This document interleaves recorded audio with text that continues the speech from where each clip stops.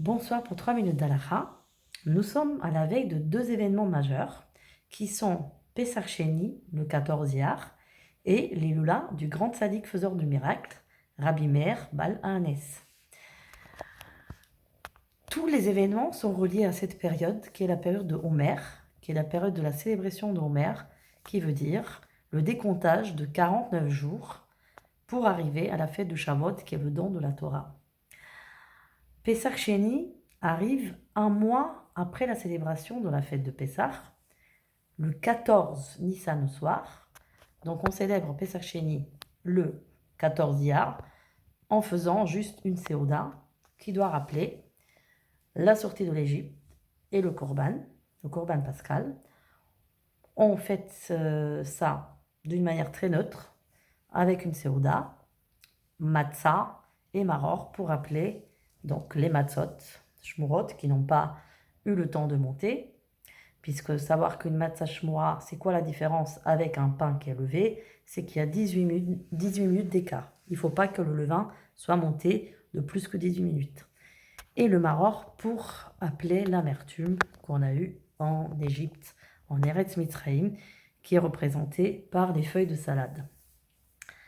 Le deuxième événement majeur dans cette période de l'Homer, qui est le même jour que Pessah Sheni, qui est l'Iloula du faiseur du miracle Rabbi Meir. Rabbi Meir était l'un des 5 élèves de Rabbi Akiva.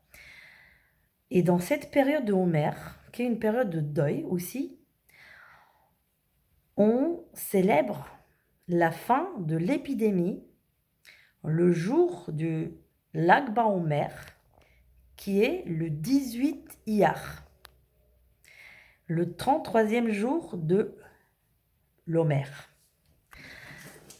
Donc la relation étroite est que Rabbi Akiva était le maître spirituel, le professeur de 24 000 élèves qui ont été tous décimés à cette même période, sauf 5 d'entre eux qui sont restés en vie, dont Rabbi Meir, Rabbi Shimon Bar Yochai et encore 3 autres, Rabbi Yossi et 2 autres. Pourquoi il y a un lien? Puisque le lien est qu'on a dans une période très très proche plusieurs événements, plusieurs neshamot qui sont reliés l'une à l'autre. C'est-à-dire que la source des neshamot, c'était Rabbi Akiva, qui était un maître spirituel absolu, maître de la Kabbale. D'ailleurs, il a commencé à la Kabbale à l'âge de 40 ans. Quel est le lien entre Rabbi Meir et Rabbi Akiva? C'est que tous les deux, l'un était converti, et l'autre était aussi fils de converti, Rabbi Meir. Tous les deux, ils étaient d'origine romaine, de Rome.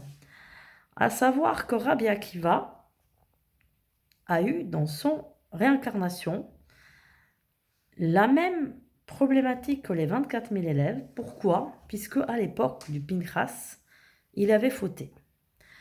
Donc les choses se reprennent et se reproduisent à nouveau. 24 000 élèves à Rabbi Akiva qui décèdent d'une épidémie. Vous voyez bien qu'actuellement, on est dans l'épidémie de Covid. Ça correspond encore à la même période. Donc on espère que le 33e jour de l'Homer, qui va correspondre justement à la fin du confinement en France, le 11 mai, on espère par le srout du Rabbi Shimon Bar Yochai, toute cette épidémie va être terminée.